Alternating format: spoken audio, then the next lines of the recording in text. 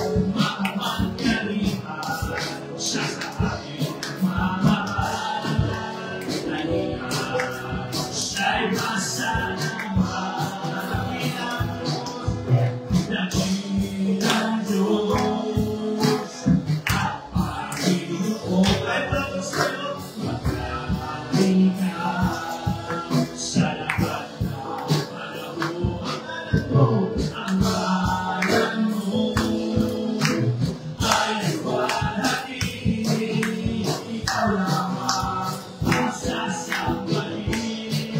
Purihin ang Diyos, purihin at karapat-dapat na purihin. Umawit sa lahat ng nagdamit, nagpuri para sa Diyos. Nakita mo ang kumanyas, dakila, makalawa na ay kakakakala, lubos ang kanyang mga pagkakala. Pagpuri namin ang Diyos, ang samahan niya sumpa, kaya siya'y ating pasalamatan. Karapat-dapat na siya'y papurihan, ang likuran na may pumapatapakan. Ang Diyos ay wasan, kaya siya'y ating pasalamatan. Karapat-dapat na siya'y papurihan, ang likuran na may pumapatapakan. Ang Diyos isang mapurihin, purihin, ang Diyos karapat-dapat na purihin. Umawit sa kalapatan ng dami, nagpupuri para sa Diyos. Kanina, dakila, ang gagawa niya ay kamamahala, lubos ang kanyang mga kapapala. Pagpurihin natin ang Diyos, maraming salamat tayo sa Diyos, kaya siya'y ating pasalamatan. Karapat-dapat na siya'y papurihan, likuran na may buong katapatan. Ang Diyos ang wasan, kaya siya'y ating pasalamatan. Karapat-dapat na siya'y papurihan, likuran na may buong katapatan. Ang Diyos once more, yes, kaya siya'y ating pasalamatan. Karapat-dapat na siya'y papurihan, likuran na may buong katapatan. Ang Diyos, yes, kaya siya'y ating pasalamatan. Karapat-dapat na siya'y papurihan, likuran na may buong katapatan. Ang Diyos, palawakan natin ang Panginoon. Praise God, glory to Jesus. Thank you, Lord, for the Alpha and Omega. Salamat, Panginoon. Hallelujah, praise God. Hallelujah. Ito ang Diyos na naluwalay na awitin. Kapatan mo, Diyos. Kapatan mo.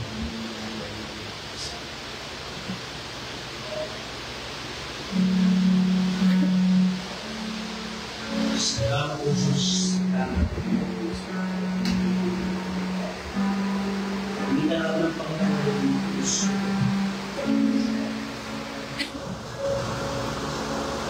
Kapatan mo, Diyos, may dakila. Ang pag-ibig mo'y wagas at walang katanglan. Sa aming puso,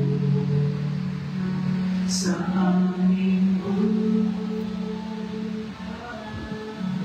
papuri at sambay iaalay. Bukas mo ngayon mapakailanman, walang iilan. Sa pag-win ako, bakit mo ko Diyos na dakila. Yes, Lord, ang pag-ibig mo'y walas at walang kapantay. Sa aming puso, sa aming buhay, papuri at sambay iaalay. Bukas noong iyong magpapailanman, walang iilan. Panginoon Diyos,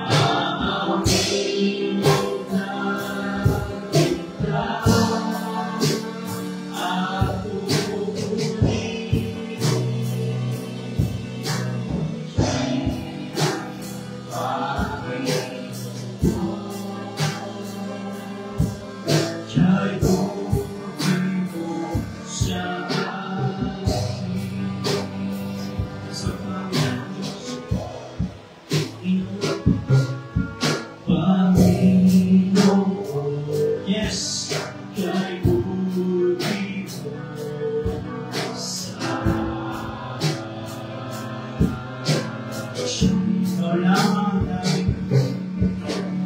ikaw lamang ang tanging ko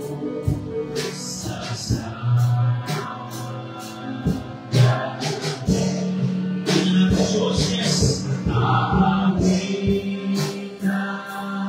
kita at pupurihin.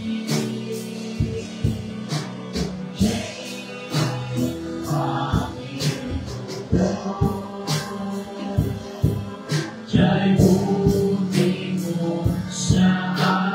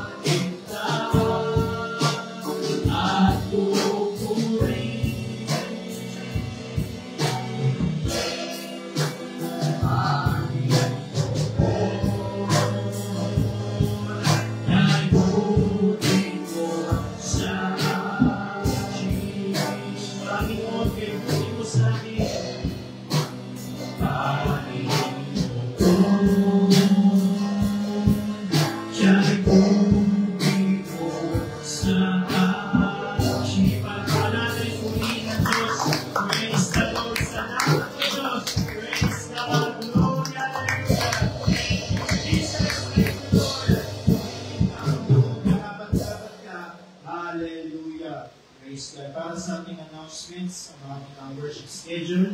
Meron po tayong panalangin araw-araw from Monday hanggang Sunday, 7 a.m. to 9 a.m. ng umaga, ang ating morning devotion, morning prayer, at ang ating Sunday school sa pagtuturo, pag-aaral sa salita ng Panginoon, at 10 a.m. Ito ang ating Sunday morning worship natin, at 6:30 p.m. ang ating Sunday evening worship, at midweek service po natin every Wednesday, same time din po ng gabi. Hallelujah. Panalangin natin ang ating bansa, ang ating Pangulo, President Ferdinand Marcos Jr., pagdating ng mga foreign officials, ang ating mga bagong senators, ang nasa panalangin, magkaroon ng kaligtasan, pagliligtas, pagkakilala sa ita ng Diyos sa loob ng gobyerno. Hallelujah. Panalangin din natin ang ating mga leaders, international, Pastor Greg Mitchell, Pastor Jessica, Pastor Joe Pandel, sa natin natin, ang mga international leaders, Pastor Harold Warner, Pastor Tom Pin, Pastor Richard Ruby, Pastor Paul Stephens, Pastor Mark Molson, na yung mga ating national leader sa Pilipinas, Pastor Boye Isipida. Kasama din natin mag-pray ang ating mga regional leaders, Pastor Tom Ventura, Pastor Nando Butay, Pastor Ernie Lente, Pastor Charlie Reyes, Pastor Yelzebel, at ang ating Mother Church, Pastor Rico Herrera. Kailangan natin ang kalakasan, kasilahan, ng ating mga pastor. Hallelujah. At sama din natin mga fellow paglalang daughter churches, Pastor Herman Balbuena, Pastor Manuel Torres, Pastor Richard Isay, Pastor Vincent Saler, Pastor Lars Soriano, Pastor Bob Canyosa, Pastor Samuel Paul, Pastor John Ray Echayda, Pastor Melvin David, Pastor Jonathan Cianes, Pastor Jess Pacho, at kasama din ang kanilang mga bahay at pati ang kanilang mga lugar ay ministeryo at kaligtasan at pagbubuka sa Diyos. Hallelujah. Sama din natin ang bayang Antipolo, panalangin din natin ang ating pastor, Pastor Mr. Licena, ang sambayan, spiritual breakthrough, financial breakthrough, salvation and deliverance, soul locking. Dalangin din natin ang sariling gusali, sariling lote, at transportation vehicle. Dalangin din natin ang pasakyan ng bawat isa. Praise God. At sa amin din natin ang healing request, prayer request, Pinasisyo Garcia, magiging magandang ng Diyos sa kanya, Brother Rodo Taro, Pastor Shirley San Pedro, Ditalo sa Gabulog, complete kay Pastor Tompi, healing, complete healing kay Pastor Gerson Balbuena, at kay Brother John Armin ng Diyos. Lapit na sa Panginoon natin makamang sa buhay, at panalangin natin sa iyo, kasama natin sa buhay ng Panginoon sa mga kilala sa salitaan ng Diyos. Hallelujah. Ang mga activities, meron na tayo yung ulitin activity, Bible study, street preaching, survey, mag-announce, tayo pinangaralin sa weekdays, gabi po ito, at ang ating Jubilee service at revival sa Baclaran, ito June 2, Monday po ito yung dito sa Sabado. Kung gusto nyo kayo bahagi, ay kayo lang po yung chat sa ating GC ay kasama natin kayo sa Hallelujah. So makaragdan ko balita, ang ating pastor ang magbubulan. Hallelujah. Bago tayo dumako sa panalangin, sa pagkas natin ang pangalan ng Diyos. Kurita, Lord, si God,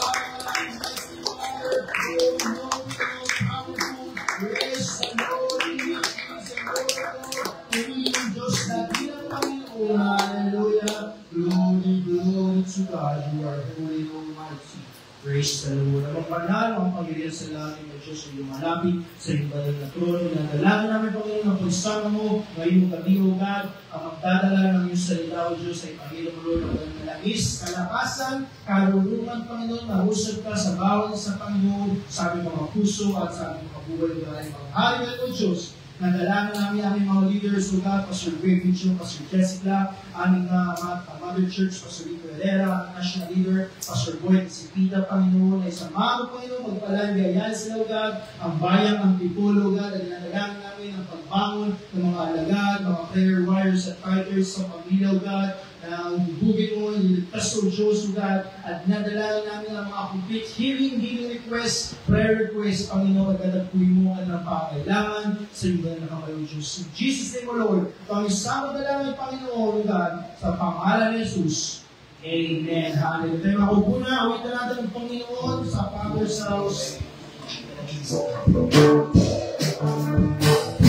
Yes, hallelujah.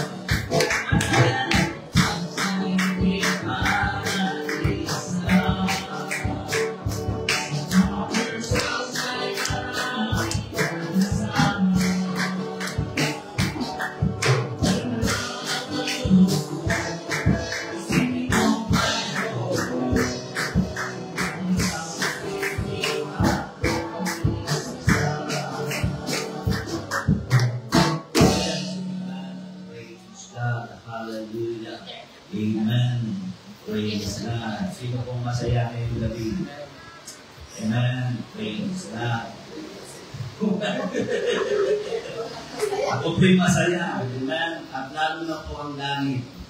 Amen, dahil una, nakikita ko ng minsan pa, muli, na yung mga pinapanalangin ko sa Panginoon, ay muli ko makita ang kanilang mga mukha, ay nakikita ko na ulit ko. Welcome kayo, Dave, dahil lang sa kawain ng ating Panginoon. Sila po yung mga dating kasama natin dito sa ating cocktail, kasama punta sa mga bayan-bayan para magkatotoo kung gaano kabuti ang ginawa ng ating Panginoon sa kanilang buhay. Praise God, welcome kayo dito. At sa totoo lang ay ang dami kong nag-text sa akin, Pastor, bukas pa po ba ang simbahan para sa akin? Sabi ko, hindi kailangan magsasara. Sabi ko, welcome ka. Hindi mama naman ni, sabi, ikaw lang naman naman sa akin. So, hindi mama.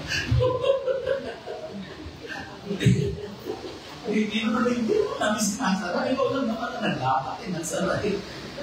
Mahal po natin na sa Panginoon. Alam ko po sila ng doon. Amen. So, hallelujah. Ako po masaya dahil nakikita ko na muli na mabalik ang mga kabataan. Hindi po tayo tatanong. Ang dami namin picture dito na puro kalalakihan, puro mga barako. Tuloy natin yun.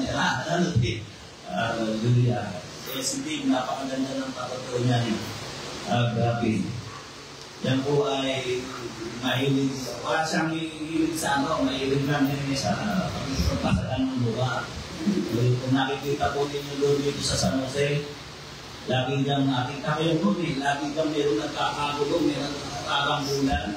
Isa pala siya doon. Mahilig sa amin yan. Alam ko, nag-aaral ng suling namin. Nag-aaral siya ng karate, ng sabi ko, gusto mong alaban siya ng kasi kurso na dahil yan Pag siya malinig sa mga kurso na dahil, kahit ka dito Dito lumabas kami dito, tanda ko mga din. Kurso na gano'n na ako, makita ko naman ang katawa sa akin na tawa ko na tinurso na kami sa masabi ko sa name sa tugtugan niya. Sa yan. So, pero ngayon, ako'y nagpapasalamat sa inyong mabalik, lalo na sa Eritan, ang grupo dito, yung mga tao, minsan ay nagpasaya sa aming puso. Sila yung natulong ko sa pag-repera, pag-pinturan nito, hindi lang namin si Mama. Kasi sabi ni Mama, gusto daw niya pa-repaint ulit. Pero, nagpapamali ka tayo. Sabi ko kasi, nagpintura nito, hindi ko malimutan si Dan, si Dan, yun ang sinitulong naroon. Si Dave, yun ang kapintura ng mga dyan. Okay, ako rin naniniwala, marami pa ibabalik ang ating Panginoon at marami ililigtas ang Panginoon. Dahil yan yung sinabi ng ating Panginoon. Yan, sabi ng Panginoon, manatili lang kayo dahil hindi maaaring mangyari na ang aking pinangako sa inyo ay hindi maganap. Gagamitin ko kayo maging sa ibayong dagat. Palatayaan ko po yun. Kaya nung si Casey mapunta ng Malaysia, at nagkaroon din tayo ng mga sumusuporta. Hindi lang talaga, hindi lang nangunukod talaga sumusuporta sila Monday, natatanggap po po yung suporta na kapatiran natin doon sa Malaysia. Kaya kasama ko, lagi ko sinasama sa prayer, si John Alvin Mendoza, pagpalain kayo ng ating Panginoon, ako'y umaasa na tayo'y magsasama at kayo makakapigil ko sa araw na makakapunta sa lugar ko dyan para lalo pa natin pagtibayin ang ating fellowship. Pagpalain kayo ng ating Panginoon Diyos. Kaya sabi ko, kung nagkagalan na yung pangako ng ating Panginoon, kaya sa totoo ko ako ganito naman talaga ako, masyado akong emotional. Kaya nakikita kung may ginagawa ng Diyos. Okay, so tulad ng ating parating ginagawa, ang ating munang Jubilee ay nilog sa tug. Dahil ang Baklaran, Pastor Rico, ang ating Mother Church ay mayroong panauhin. Hindi ko na walang ma-recall kung sino yung panauhin niya. Nalimutan ko. Ha? Yes, si Jan Ramos. At si Jan Ramos, dahil siya sa Antique, doon siya nag-pioneer, kaya lang hinugot siya at dinala siya sa ibang bansa para mag-mission. Malama kung anong bansa yun. Anong bansa yung ano. So, ngayon, narito pala siya ngayon. Siya yung panauhin niya sa June 2. Sana ipalikumin natin. Well done. Atong, Dave, palit natin yung tayo sa panglaran, isang malaking balo tayo. Palikumin natin yung kasiglaan. Okay, so, yun lang, maraming lang mabalita. Dahil darapong tayo isang pa. Amen. Sa pagbisto ng pananalapi at sa gawain ng Panginoon dahil ito yung bahagi ng pagsulong ng gawain ng ating Panginoon. Sabi ko nga, nung nakaraan, sabi ko, hindi mo mai-expose, hindi mo mai-express ang pananampalataya ng walang bihim. Kung naalala niyo yung binaharap dito na nakaraan ko. At ito yung ginawa ni Abraham. Nang si Abraham ay sumampalataya sa ating Panginoon, paano niya na-express yung kanyang pananampalataya? Kaya ang pananampalataya, hindi dapat nilalang lang yan. Sabi ni Pang Pedro, lang, pananampalataya lang, ligtas na. So, hindi mo basta-basta ma-express ang pananampalataya, lalo na kung wala involved na ibig. Ang pananampalataya po'y nagsisimula sa pagbibigay. Nang si Abraham, ibigay niya ng isa niyang anak na si Isaac. Diba?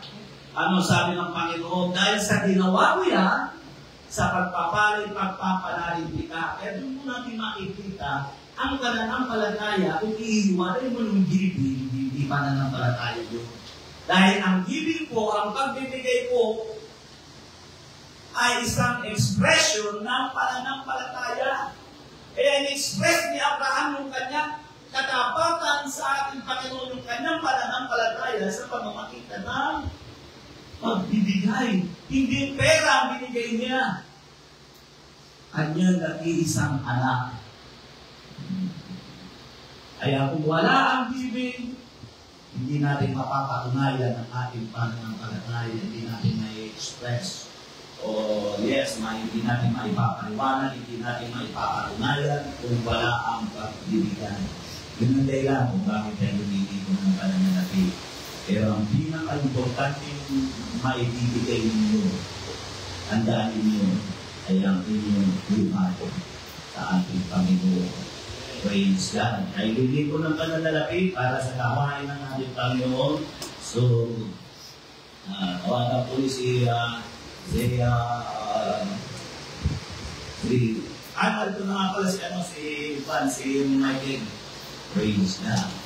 Hallelujah. Hindi na kasi wala. Kaya siya nang tinawagan ko. Okay, so tayo ay manalangin sa Panginoon. Dakila ang tapat ng Diyos. Maraming salamat sa iyong kabutihan.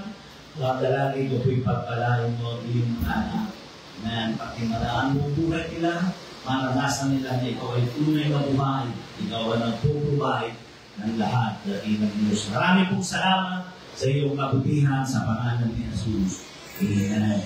So, minsan pa, aminan natin ang Panginoon. I got my mind made up. Love the Lord.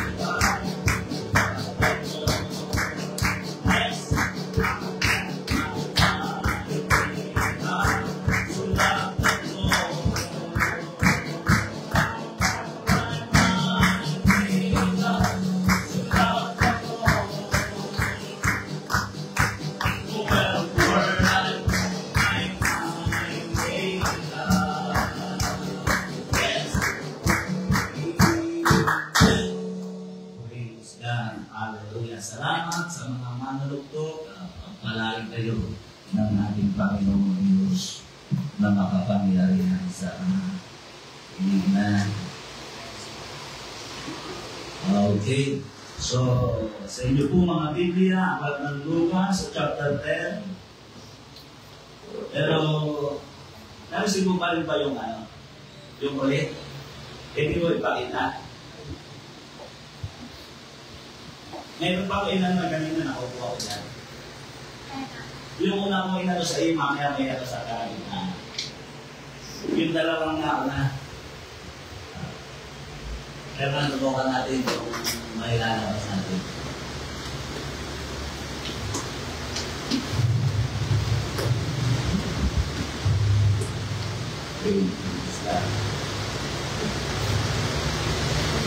Ayos mo po kasi pag-usap patungkol, today ko yung paksahin ko, how about being good?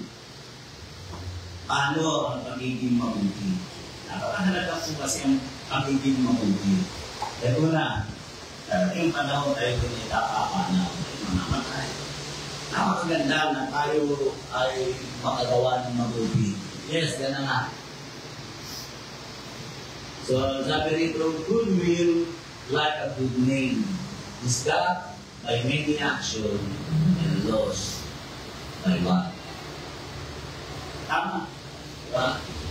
Ang pagiging mabuti o pagiging maayos ay katulad ng isang mabuting pangalan, marami kang kinakailangan na gawing action at kailangan may mawawala.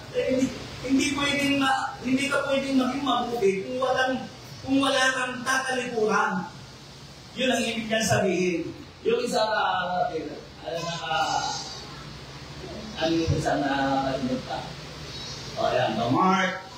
the mark of a great man is one who knows when to set aside the important things in order to accomplish the vital ones.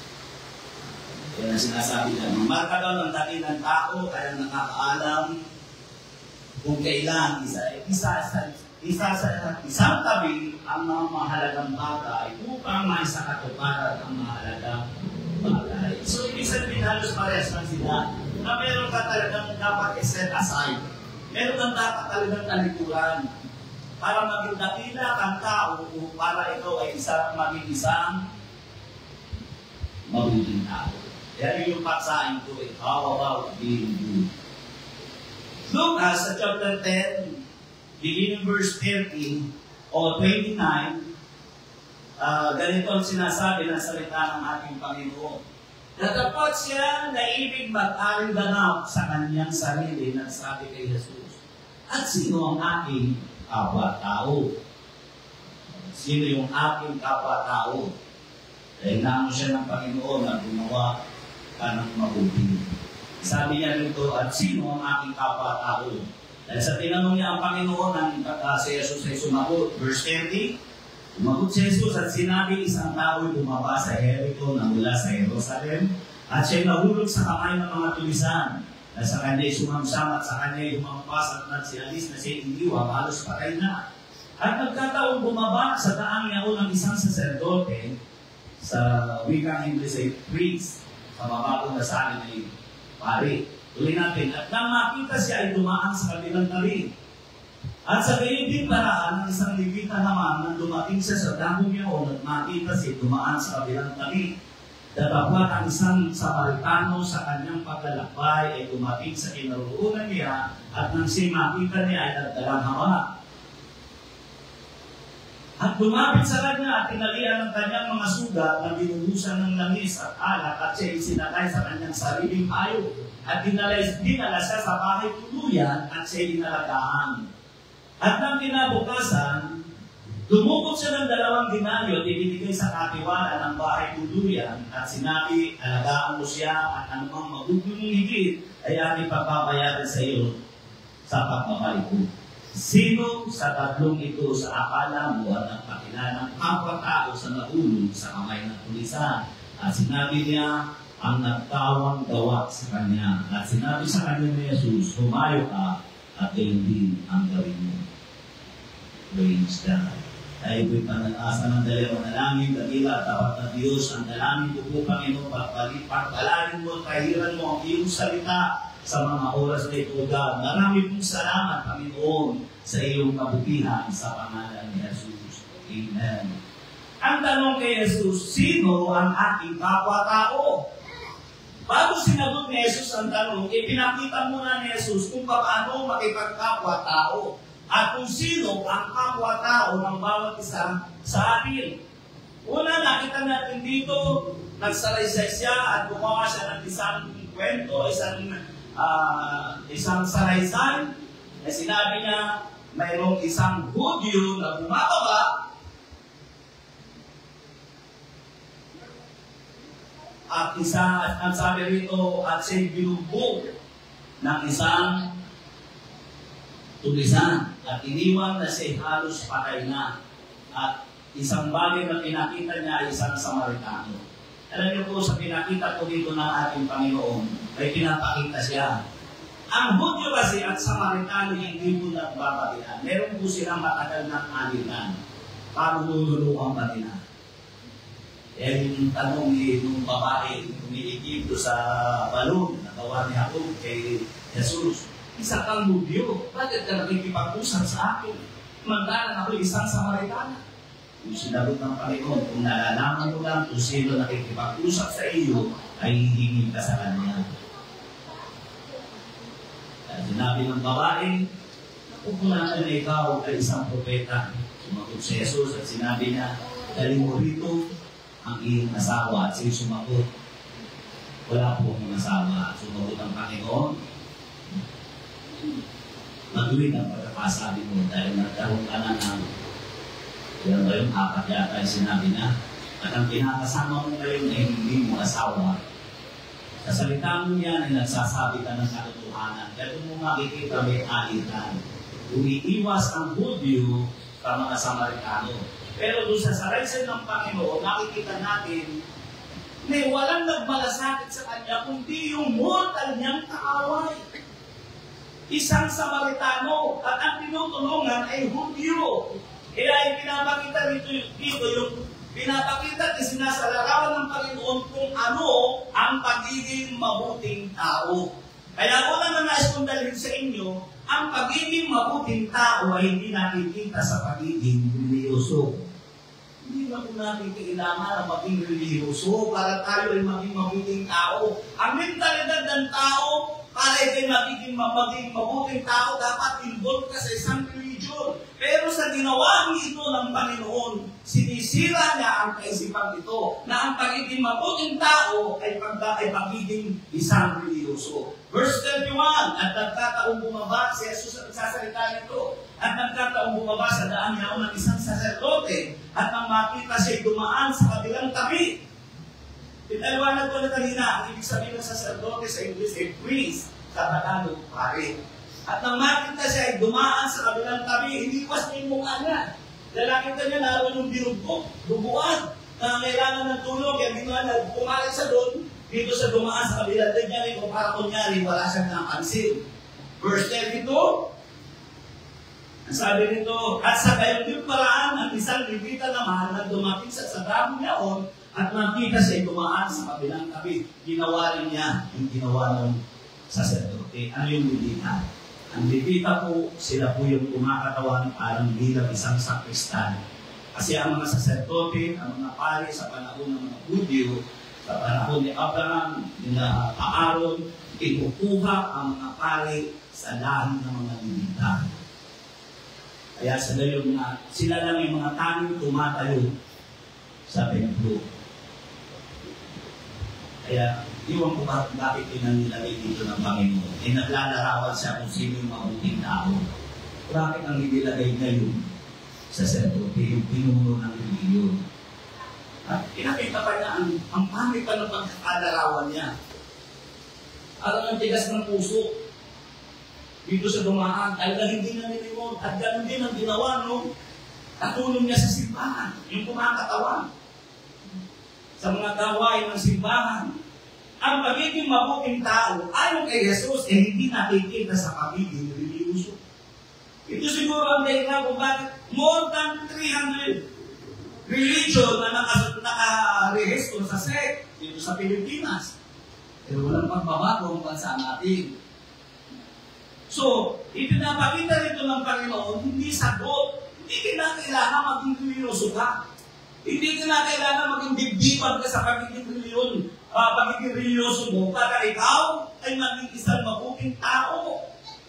Sinabi kong gayon dahil si Jesus, dahil kay Jesus kasi siya ang nagsasalaysay dito. At ginamit niya ay parehas na magkasunod na taong simbahan, saserdote at levita. Kaya ang pagiging mabuting tao ay hindi nakikita sa pagsusuot ng kasuotang pagsimbahan, paglalagay ng mga accessories na religious material, tulad ng mga scapular, mga cross, mga yung mga butong-butong na pinipilang mo, kapag naglalakad ka. So, yun ang ibinapakita rito.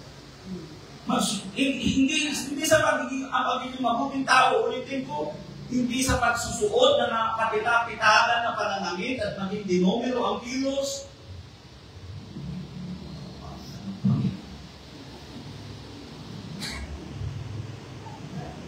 Diba? Ganun na nakikita natin. Hindi ganun. Hindi ako may sabi nito, kundi ang Panginoon dahil siya nagsasalaysay at naglalarawan ko ang mabuting tao. Ang pagiging mabuting tao ayon kay Jesus ay isang pagbibigay ng panahon. Tandaan niyo yan. Ang pagiging mabuting tao ayon kay Jesus ay pagbibigay ng panahon. At yun ang wala ang saserdote sa isang tao na nangailangan ng tulong. Pag-abot sa mga taong nasa mababang katayuan. Pagtalikod sa panandalian sa mga pangunahing gawain natin sa buhay at pagtutuon ng pansin sa mga taong alam natin biktima ng mapagsamantalang mundo o ng tao. Ang pagiging mabuting tao pala ay yung minsan ay pagtalikod mo sa mga gawain mo sa buhay, sa pinagkakaabalahan mo. Tama-tama yung quotation na pinakita ko di ba? Ang pagiging mabuting tao daw ay maraming action na gagawin at mayroon kang iseset aside at yun na nga yung mga gawain mo sa buhay na pinagkakaabalahan mo. Kailangan magbigay ka rin ng panahon sa mga taong sinisira ni Satanas ang buhay. Ang pagbibigay ng oras sa ibang tao sa kapakanan na ikabubuti nila o ikaayos ng buhay nila ay isang bagay na ipinapakita ng Panginoon na gawain ng isang mabuting tao.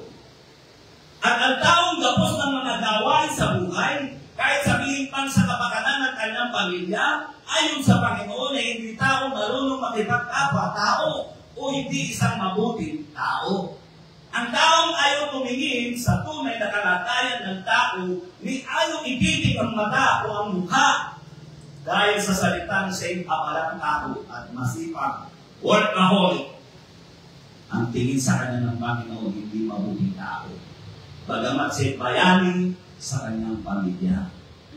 Ewan ko nga ang responsable dahil mayroong mga taong workaholic pero papaya sa mga anak. Di ba? Si Jesus ang naglalarawan nito. Binabasa ko na sa harapan niyo at ipinapaliwanag ko ang ibig ng tuluyin.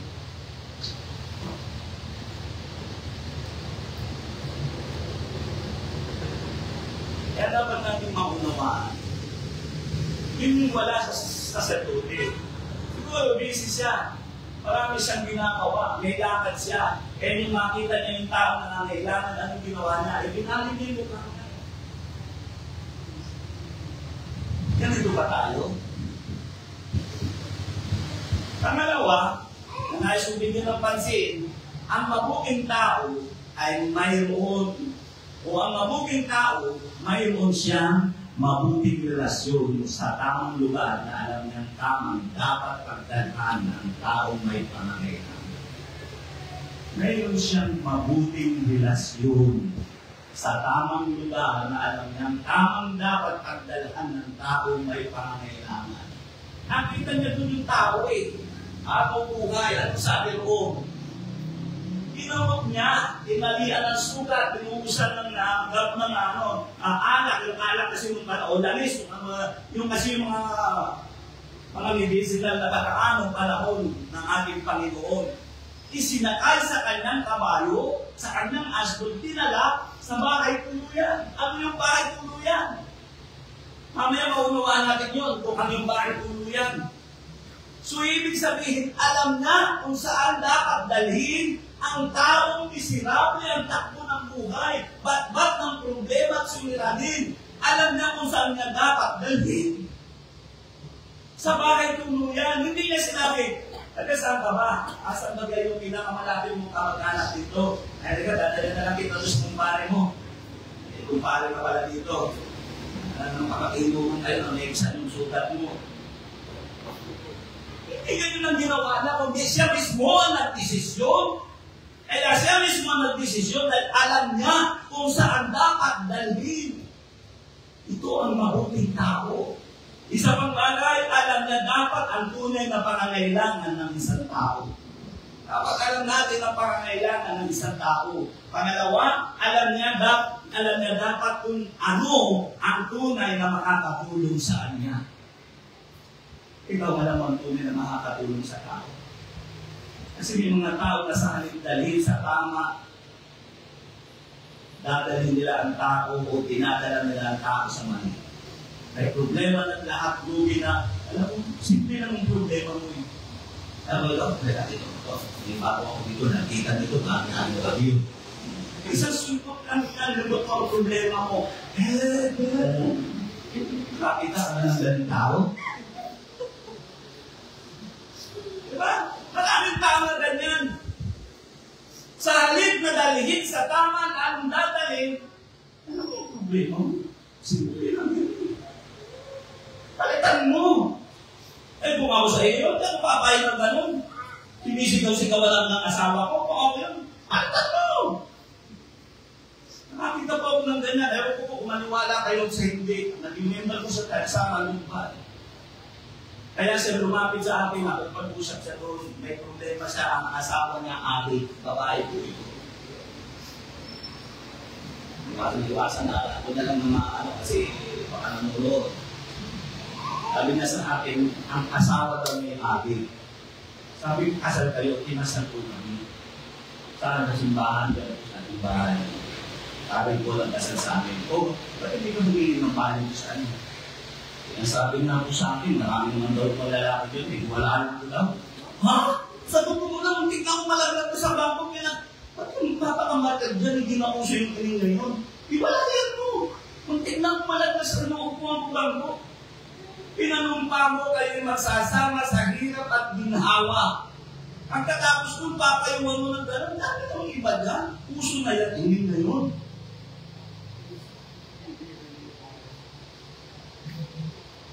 Hindi ko sa tingin nyo, tama? Tama yun. Talagang, hindi ko sinabing tama yung sinabi ng pare. Hindi ko sabihin, tamang nangyayari yan. Totoo yan.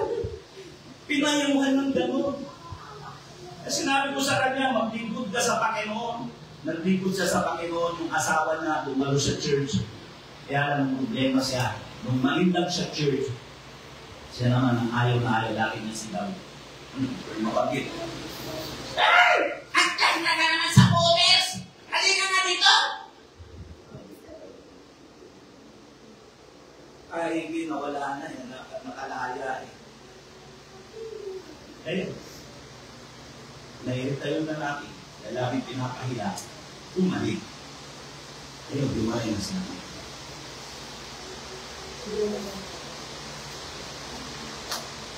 Kaya may mga tao na sa alip dalhin sa tama, dalhin ng tao, dinadala ang tao sa mali. Hindi mabuting tao ang tawag sa ganung tao. Isa pang bagay, hindi siya tatawagin mabuting tao kung wala siyang alam na tamang lugar na dapat pagdalhan ng isang tao. Nabatbat ng problema, sugatan sa dami ng suliranin sa buhay. Kapag hindi mo alam kung saan dadalhin ang ganyang tao, ibig sabihin hindi ka mabuting tao. Dahil wala kang idea. Anong ginagawa mo sa ganitong tao? Wala ka bang kilalang ganito? Taong masak ang buhay? Walang patutunguhan? Kung ayaw mo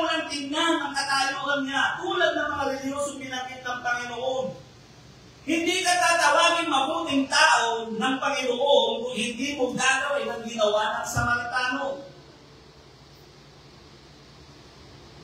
Una, isa kung dapat na malaman mo, unang dapat mong gawin, dapat mayroon kang alam na tamang magdadalaan. Kung wala kang maisip, iisa lang ang ibig sabihin niyan, hindi ka mabuting tao.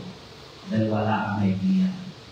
Hindi ka mabuting tao ayon sa pangalan ng Panginoon. At isa pa na dahilan, hindi mo pa talaga tinatanggap ang Panginoon sa iyong puso. Kaya wala kang idea sa isip mo.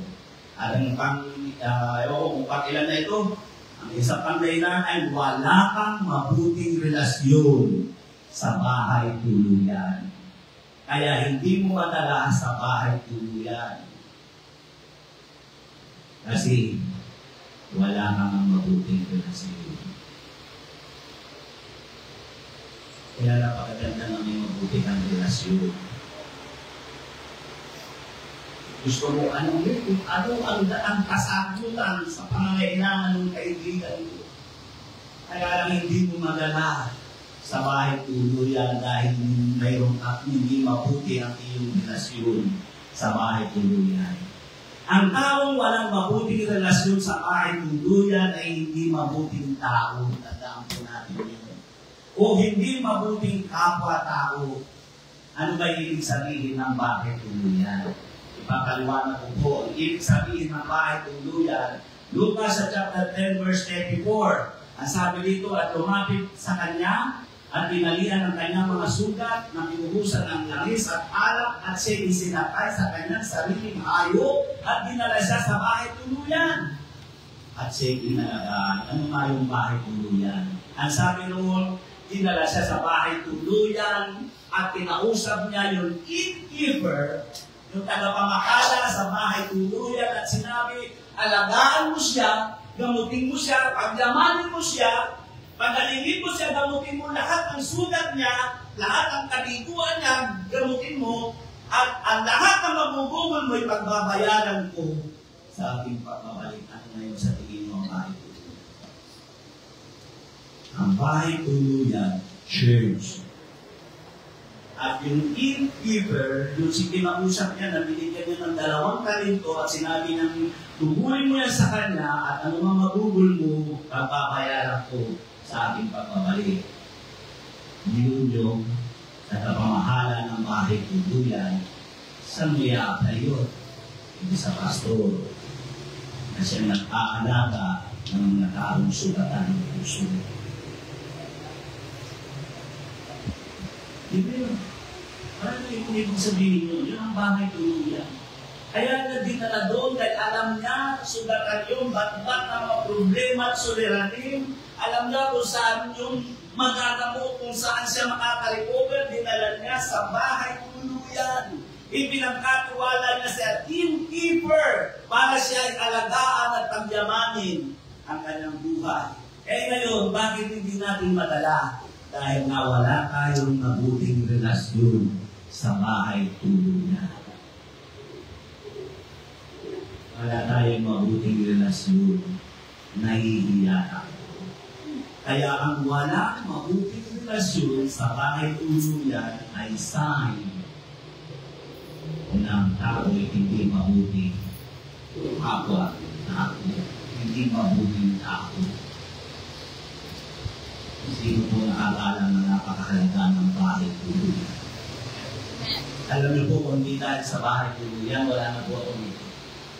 Akan nasa bilangguhan pa rin ako hanggang ngayon. Ang tanda ng mabuting tao, pangatlo, ito na tayo, dito na ako magkatapos.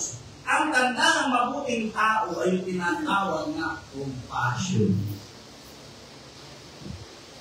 Ang definition po ng compassion, ayon sa dictionary ay pagkahabag. Diba yung sabi roon at siya sa pagkahabag niya sa tao ay tinalian niya ang sugat, inamot niya, ay sinakay niya sa kanyang hayop at dinala sa bahay tuluyan. Mga kapatid sa Panginoon, mahirap masabi ikaw ay mabuting tao na natitiis mo ng napakaraming taong papunta ng impyerno, wasak ang buhay, alipin ang bisyo, walang kalayaan, walang direction taong mayroong nararamdamang pagkahabag.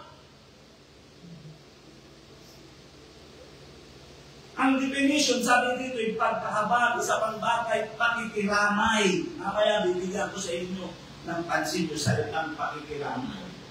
Pagkaawa. Alam niyo po, sa totoo lang, nakuha kong idea ng pangangaral nito dahil si Pastor Boyd ay nangaral kami ng umaga. Ang paksain niya ay soul winning God's way. At nabanggit niya, yung sinabi niya, na ang pagsusoul winning ay matuloy. Na ibig sabihin, hindi ibig sabihin kung marumi na illegal, hindi gano'n, hindi. Madumi dahil isasangkot mo, kaya yung sabi ko, yung compassion pakikiramay. Isasangkot mo yung iyong sarili sa mga taong hindi mo kaano-ano. Kaya may binanggit siya. Nasabi nga niya, minsan meron daw nag-aaway doon sa kabilang lugar, nagpapakan nila doon sa Magtalulong, yung isa rin talagang pakalin, magbibira ang natawa daw. Lumabas daw siya. At dahil sa nakilala daw, Uy! Halika dito! Ginawa naman niya. Sinabuyan niya ng buhangin yung tapos huwag kang lalabas ka na, dyan ka lang, huwag kang lalabas. Ibig sabihin, pinapasok niya sa bahay niya. Maya-maya dagdating yung mga pulis. Mobile, hinahanap. Hindi daw niya sinabi. Pagkatapos nun, hinagit pa daw niya sa kapitila tayo. Hinagit pa niya sa sakit. At sinabi niya, ayusin mo. Gusto ko ikaw ay gamitin ng Panginoon. Alam mo, sabi niya, hindi ba siya maayos ang lahat? Kasi patay na sana siya.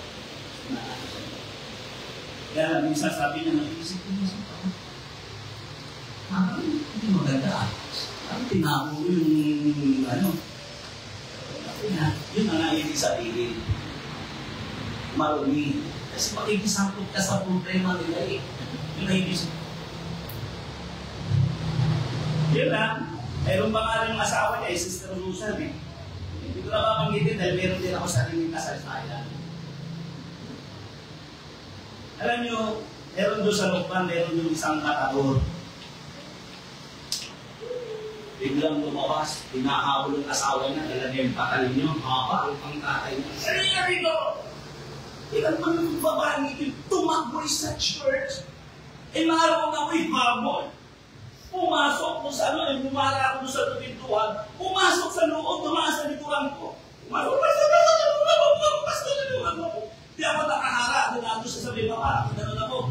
Sabi ko, hindi ka pwede pumasok dito, trespassing ka. Ano mo sabi sa akin? Wala kang pakialam, pastor, kasi kasal kami na, sasamain ka sa akin. Sabi ko, hindi ka pwede pumasok dito. Pinidulong mo ka sa loob mo ba? Dahil si Romeo na doon sa likuran ko, Pastor, meron akong tulog dito. Kailangan yung tao yung pastor, papugugan tayo sa palengke. Papugugan tayo niya sa palengke, hindi pa siya nakakakilala. Dahil niya, ang kanya pastor, ang dito, wala na ako. Sabi mo, huwag kang papasok dito. Totoo yung tinabukasan at nakita kami dito sa barangay. Hindi siya nang hindi nasunod. Napakababa talaga ng gusto. Salamat, Pastor. Kung hindi siguro sa iba, nakatay kong asawa. Yun ang ibig ko sabihin, compassion, pakikialam, pagsasangkot, pangalawa. Meron doon siga sa lukban. Yung siga na yun sa lukban, wala si Mrs. Tuning. Eh, meron mga disciple, andun yung teacher kong disciple doon, nakabihis kami. Magpapalawag kami, nakapunan kami. Iyong lusida na inuudyo ka ng mga tambay. Ayaw niya. Pumunta siya doon, araw ng pagkabuhay nun, sasabuyan ng tubig. Pumunta siya doon, sinasabuyan niya yung mga disciple. At siyempre, tupak ko yun eh. Inaharap ng katawan ko. God, huwag mong gawin yan. Kung kayo mayroong tradisyon sa kanya, hindi kami kasama yan. Ay, hindi mo pwedeng di kayo kasama. Kanya ang buhos niya na lang, Brad, sinasabi ko sa iyo, hindi mo pwedeng gawin yan. May lakad pa kami, nakaano kami. Kung hindi tayo magkakain, hindi na huwag mong gawin yan. Bakit? Bakit? Kakasaka? Yung tulakan na niya ako. Ano? sabi ko, ako, nakita ko yung 4 na bilyon natin sa sulok. Ganon sabi ko. Sabi ko, ay puro babae. Nagsusulo ako, puro babae, sabi ko. God, halika rin. Pumasok na rito. Oy, pastor, kahit sabihin mo trespassing, kaya mo yan, kahit saan tayo mag-usapan, habang pumapasok, tinutulak niya ako sa lubo. Alam niyo po yung lalaki niyo? Sa Lokban, hindi kayo patinuin ng pulis, kilala yun doon, ang tao ito. Pinatalon ang sariling ina sa bintana dahil sa kakakay dito. Ano siya? Hindi nga mo, laki ng katawan niya. Halos sa tao. Mataas ako ng kaunti, talaga dito siya kung malaki ang katawan niya, talagang mga bato-batong katawan. Pero tutulakan niya ako, alam mong ginawa ko sa kanya. Sinabi ko lang sa kanya, halip ito. Akala na, sige! Para si Manny Pacquiao na, gagawin ba ito na eh? Magkakaalaman tayo dito. Kahit saan, dito hinawitan niya yung mga bangko. Ano? Hindi ko sinabi ko sa kanya naman, brother, ano sabihin ko may problema ka? Hindi mo sisirain ang buhay mo dahil kung wala ang problema. Maraming mga tao yung nakakaunawa sa iyo pero nang gumawaan ka ng Jesus. Mahal ka na Jesus. Kita ko palitin ako. Nanghilid na yung luha sa mata. Yun na, dinidiretso na. Sinirang ko na sinira. Tumangga sa Panginoon. Paglawas. Nakaganon yung mga tambay doon sa hindi na sila pinagsisabay yung uwi. Pinabukasan linggo. Dumalo. Sa gawain ng Diyos. Yun ang ibig ko sabihin. Di mo bukbuk na talaga ng puwisyon sa bilang buwan. Hindi ay kinukuha mo dahil talaga wala. Pero talaga eh. Tumalo sa gawain ng Diyos. Yun ang ibig ko sabihin. Ito ang sinasabi ng Panginoon, kailangan madamay ka sa kanila, bunga ng tinatawag na compassion. At kalimitan ng mabuting tao, tandaan natin, nag-aabuno ka. At ito'y nakakawa, bunga ng compassion. Hindi na kayo na sa kabayo, taas niya ang lamay sa karamdaman at sinabi na, ito, ang dalawang kalintong, buli ko sa kanya, at kung sakaling masopra, tapusin, kabunuhan mo muna at babayaran ko sa iyo ang kumpanya. Kaya dito pa rin hindi pinapakita ang kahalagahan ng relasyon sa buhay, sa bahay ko. Alam niyo kung bakit? Kasi ang mabuting Samaritano, kung hindi bumalik sa bahay tuluyan upang bayaran ng kahustuhang bayad sa bahay tuluyan, hindi na siya makakabalik. Pero ang tanong doon, ang bilis niyang i-admit, ibig sabihin marahil ilang beses na siyang nagdadala roon. Ibig sabihin meron siyang mabuting relasyon doon sa bahay tuluyan. Meron siyang mabuting paloob. Pero kung yun yung walang mabuting relasyon, ang dala nito, hindi naman binalikan. Yan. Napakahalaga po na relasyon sa bahay tuluyan. Alam niyo kung bakit? Bakit napakahalaga ng relasyon sa bahay tuluyan? Huwag natin sirain bilang mabuting tao. Dahil darating minsan ang pagkakataon na ang bahay tuluyan ay makakatulong sa iyo ng malaki. Sasabihin ko po ang isang halimbawa, isang example. Para nasa Nigeria, kasi Nigeria kasi nung nag-aaral dito sa San Jose, nagkaroon ng skandal. Ewan ko, hindi ko alam. Naiwan na siguro yung kanyang account sa FB, ginamit ng kung sinong bulastok, at pinunta yung mga kaklase ni JR, hindi pa rin nahuli, hindi alam kung sino talaga eh. Pinunta at nakalive doon, naglabas ng kanyang, pinakita yung kanyang urluloy. Lalaki. At dahil doon, nairita yung babae, yung kaklase ni JR. Dahil ang nakalagay nga yung account ni JR, at tinabay si JR, isinumbong. municipal ay sinupuno sa ano. Dali mo dito ang magulang mo! Hindi ko po pwede. Siya naman sa takot niya na baka mawalan ako ng tiwala sa kanya, hindi na inililihim pero may problema na pala siya. Eh dali mo dito, bakit di mo madala? Hindi man yun sa akin, sir. Ay, kung hindi sa iyo, sa tatay mo, ano? Ano? Sa tatay mo yung ano? Ano tinanong daw siya? Alam, judgmental na agad. Talagang suspect na agad siya. Ano, sa tatay mo yun, bakit hindi mo madala? Oo. Baka alam na naman ng tatay mo. Hindi lang ano, takot lang siya, kaya hindi siya makaalam. Ang malaman ko, bigil talaga. Yung tanong ko, parang tayo. Yung sabi ko, pangangaral ko kayo nung maalaga yung kung ano sinusukot mo. Pagdating ko rin, ay sir, ano kung kailangan natin? Ay, may problema yung anak ko eh. Kasi kung ano mo yung ecology niya, ay, ito po siya ang tatay mo. Ano kung may mapili ko po siya? Ako yung pastor, natin sa kanya. Yung problema na yung paano kung hindi ka panipaniwala. Salamat na lang dahil lahat ng video ni Liam na sinangangaral sa LRT, sa Baclaran, sa bus, na-reserve ko, na yung pinakita ko. Ayan po, 10 taon pa lang po siya niyan. Yan po ang pinakabatang evangelist ng Father's House. Sabi ko, sa tingin niyo po ba magkakawa niya yan? Yung ibinaparatan sa inyo, yung ibinaparatan nyo sa anak ko, hindi yung sorry mo ano. Pastor, pasensya na po kayo. Ay, anak ko po naman talaga hindi siya ng sorry mo.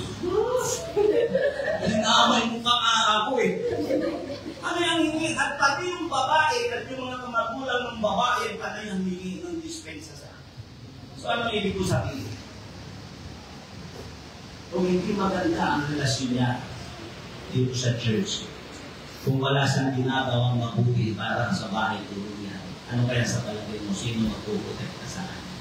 Dumating yung pagkakataon sa amin na pagkatapos, mayroong isang magulang na na-expel yung kanyang anak kundi sa San Jose. Hindi ka na application kung ano sa Iraq, baka mahulaan pa. Na-expel dahil puro pagjojowa ang ginagawa. Nakikipagrampulan pa, nakikipagpupulan. Sa madaling salita ay expel. Lumapit sa akin yung magulang. Pasto, dahil napalitaan niya yung nangyari kay Itilan. At yung pasto, tulungan mo naman ano. May expel lang sabi ko, Sister, hindi kita matutulungan dahil na hindi ka nadalo. Pangalawa, ang ano, hindi tumatalo. At saka nakikita ko yan sa aking pagkatricycle ko saan ko nakikita yung kasama ng mga bakla, pintural, kita mo talaga ng suot, halos nakikita ng mga napakaitim pa ang talong. Sabi ko, paano kung nagpo-protection natin? Wala lang mabuting relasyon dito sa church. Hindi yan dumadalo. Ang pinagdalo. Hindi sana tayo hindi expect. Gusto niya puro yung protection, yung ipagtanggol. Paano yung ipagtanggol? Ano ako magsisinungaling? Yun ang ibig kong sabihin. Mapalad ang isang taong may mabuting relasyon sa bahay. Aminin mo sa hindi, darating ang pastor, may malaking matutulong sa iyo. Ang church. Kung natin ang ating mga ulo na usap ako sa isang simple at payak na pang-uusap. Ano nararamdaman natin pag nakakakita ka ng mga tao na babato ng buhay, walang direksyon ng buhay? Hindi ko sinasabi hindi na dapat magtrabaho. Pero ang tanong ko lang, wala ka bang nakikita? Na mga kaibigan mo, na alam mo, kakako ng buhay, walang direksyon ng buhay. At nararamdaman mo. Kung pilit mo lang ipinapalit ang inyong paningin, katulad ng sacerdote na sinasabi mo lang sa sarili mo, marami kang ginagawa. Wala kang panahon. Marami kang gawain. Anong ginagawa natin? Mga kapatid sa Panginoon, ang pagiging mabuting tao ay napakahalaga sa ating Panginoon. At isa ang dapat, inisa-isa ko kung ano ang palatandaan ng mabuting tao. Una, alam niya kung saan niya dapat dalhin ang mga tao, alam niyang patuloy sa pagpapahalaga. Siguro hindi naman tayo mula nakikita natin maraming mga nasisira ang buhay. Maraming kabataan ang bubugol sa drugs. Ano natin iniisip? Pinaglalaban sila ng kaaway. Anong ginagawa natin? Nagbubulag-bulagan tayo. Yun isa na rin kasi tayo ko. Bakit nga? Kahit alam ko na mayroong magandang dapat pagdalahan sa kanila, hindi natin magawa dahil hindi natin inaayos ang ating relasyon sa bahay tuluyan. Ang kapatid, ito ang dapat natin unawaan. Kaya ang pagkakaroon ng mabuting relasyon sa bahay tuluyan ay napakahalaga. At hindi mo pwedeng ikaila dahil hindi mo alam ang lihim ng panahon makakatulong sa iyo. Ay ang bahay tuluyan. Tayo lahat ay tumayo. Praise the name of Jesus. Hallelujah. Awitan natin ang Panginoon. Isang awitin.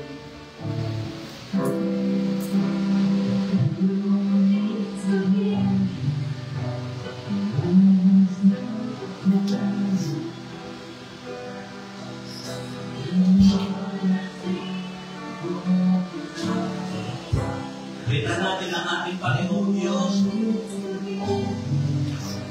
Praise the name of Jesus. Ang sabi ng ating Panginoon, sino sa tatlo ang nagpakita ng pagiging kapwa-tao, ng pagiging mabuting tao? Di ba yung kailangan? Mahirap na bago dumating ang buhay na gawinan tayo ng Panginoon, hindi natin na ipakita ang aming pagiging mabuting tao. Ang isang mabuting tao, hindi niya nakakawang pagmasdan na lamang ang tao na baka. Ang taong mabuting tao, hindi na kaya tiisin na maraming mga kabataan na napapahamak. Nasisira ang buhay. Maraming kababaihan, maraming kalalakihan ang napapalwala. Ano dahilan? Dahil kulang sa mga taong mabuti. Sa mga taong mabubuti, kung meron man ang problema, hindi nila naaayos at itas nila sa bahay tuluyan. Kailangan natin ng mabuting Samaritano. Na kahit siya may ginagawa, meron siyang nawala siya sa kanyang trabaho, meron pa rin siyang compassion sa mga taong walang direction ng buhay. Ito ang kailangan natin. Hindi ka papasok sa langit, hindi ka tatawagin mo ang mabuting tao dahil workaholic ka. Yes, sa bagay mo, maalas sabihin ka, ikaw ay isang bayani. Pero sa harapan ng Diyos, hindi ka mabuting tao.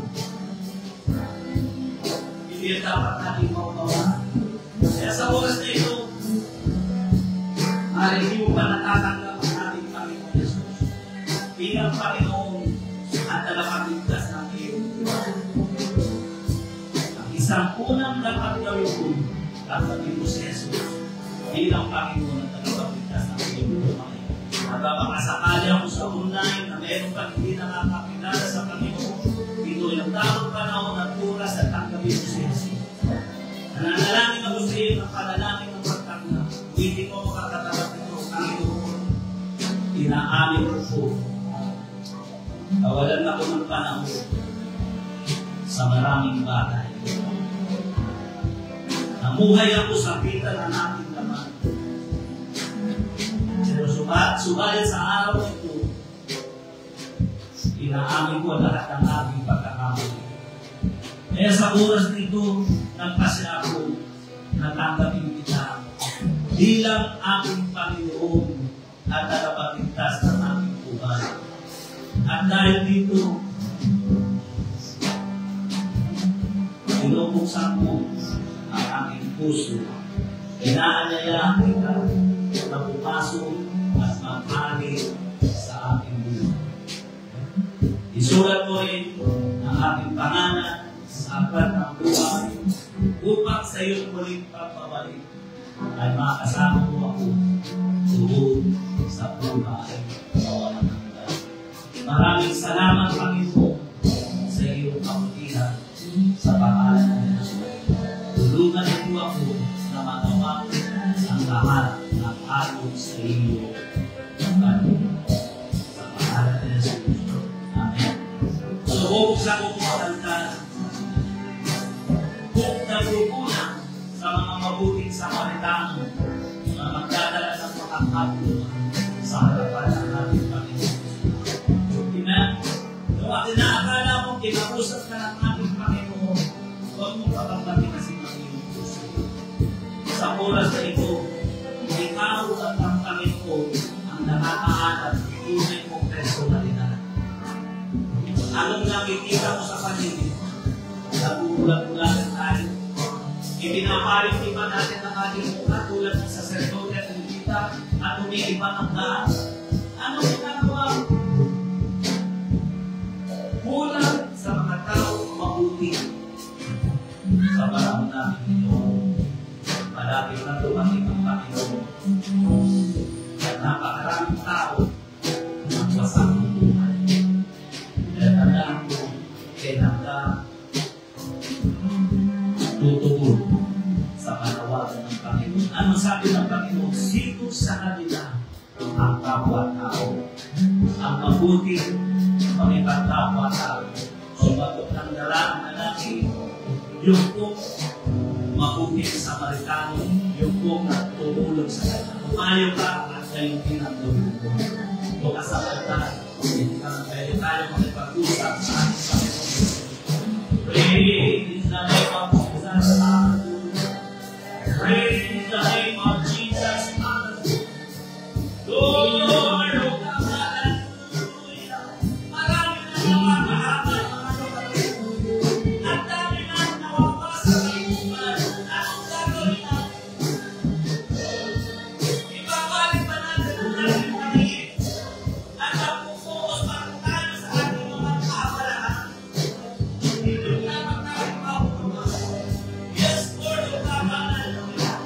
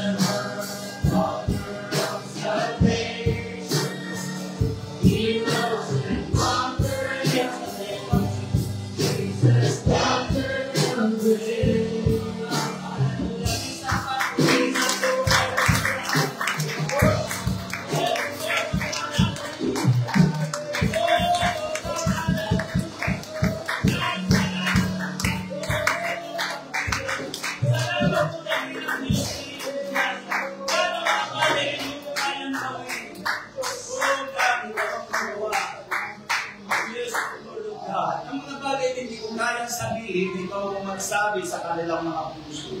Yes, Lord of God, hallelujah. God, maraming salamat sa iyong kaputihan mo ka o sa pangalan ni Jesus na taga Nazareth in Jesus' name. Yes, amen. God bless you po sa inyong lahat. Pagpalain kayo ng ating Panginoon. Sama-sama tayo ng mga tao dalhin natin sa bahay tuluyan. Amen. Ako naniniwala lahat tayo meron tayong mga kakilala. Meron tayo ng itong mga ito, ang dami dito noon. Kaya sila napunta dito dahil di magkakaisang tali sila yung nakakilala eh. Kaya nung magpunta sila dito talaga namang kaya lang hindi talaga namang nasisihan ng kaaway. Talaga mayroong ginagawa ang kaaway. Pero pinaniniwala, mayroong gagawin ng Panginoon sa ating mga buhay. Kami naniniwala, may plano ang Diyos sa buhay ninyo. God bless you sa inyo lahat. Pagpalain kayo ng ating Panginoon.